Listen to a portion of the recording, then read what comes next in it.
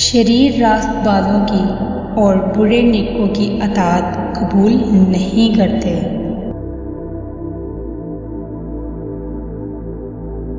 काम ना करना मुहताजी लाता है और मुहताजी दीन को तंग, अक्ल को ज़ईफ़ और मुरव्वत को ज़ाइल करती है।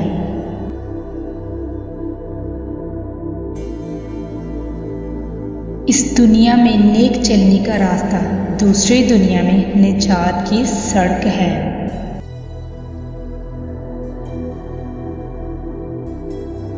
अगर नेक किरदार और इल्म में कमाल हासिल करना चाहते हो तो जहालत की बातों और बद किरदारी के करीब भी मत जाओ।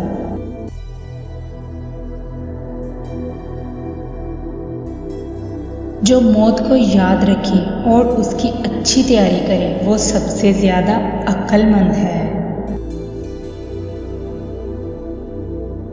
हर शख्स को उसके हुनर जोहर के मुताबिक जगह देनी चाहिए।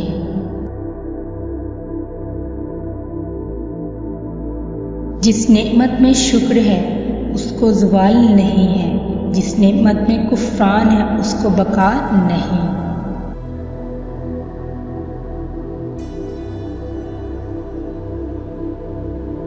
झगड़े को तेज हो जाने से पहले छोड़ दो।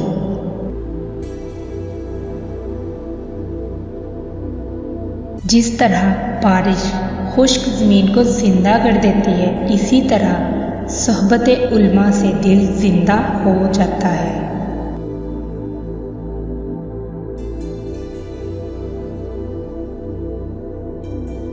ताकतवर वो नहीं जो दूसरे को पुछाड़ दे, ताकतवर तो वो है जो गुस्से में अपने आप पर काबू रखे।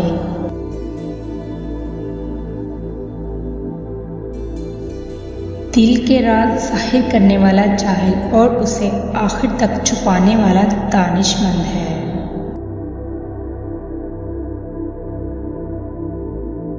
तेरे माँ बाप ने जो कदीम हदूद बांधी है उनको मत सिरकाओ। रूह की ग़िज़ा और ज़िंदगी सिर्फ हिकमत है।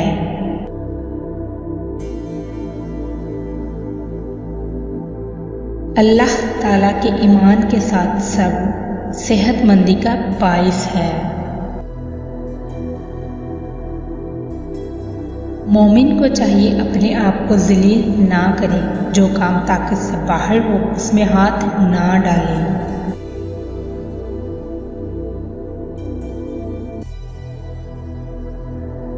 आलिम बेअमल की मिसाल ऐसी है जैसे अंधे ने चिराग उठा रखा हो, लोग उससे रोशनी हासिल करें और वो खुद अंधेरे में रहे।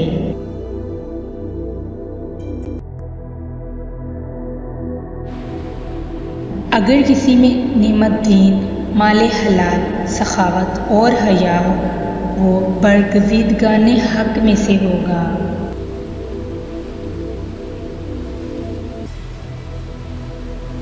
जब तुम खैरात करो तो जो तुम्हारा दायां हाथ करता है उसकी खबर बाएं हाथ को ना हो।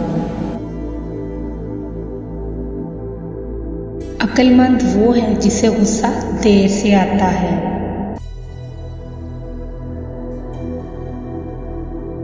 हसद नेकियों को ऐसे खा जाता है जैसे आग लकड़ी को, और सदका गुनाहों को ऐसे बुझा देता है जैसे पानी आग को।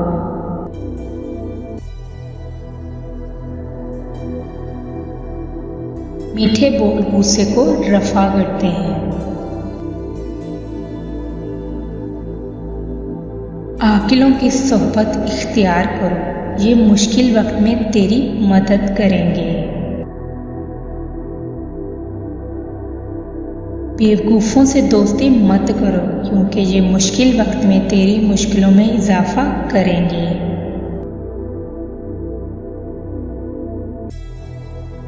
सफ़र दो किस्म का होता है, दोनों के लिए तवज्जो दरकार है। दुनिया के सफ़र में तवज्जो साथ रखो और आखिरत के सफ़र में रवानगी से पहले भेज दो।